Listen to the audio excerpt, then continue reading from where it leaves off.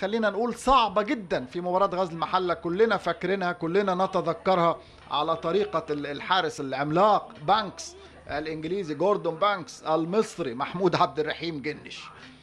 معروف يوسف لمحمد عادل جمعة، ترجع تاني لمحمد كوفي. كوفي هو هداف بتروجيت في الزمالك.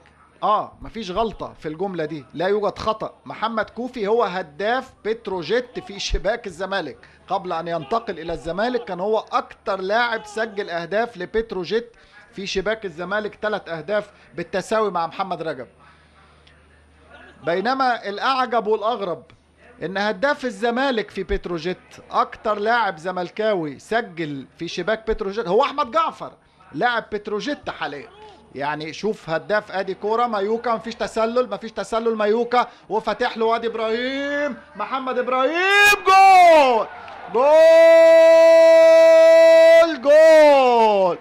مايوكا يرد الهدية لمحمد ابراهيم. الهدية كانت في مباراة غزل المحلة، استنى مايوكا ما يقرب من 5-6 ايام كاملة لكي يرد الهدية لمحمد ابراهيم، وكما صنع محمد ابراهيم هدف لمايوكا امام غزل المحلة يرد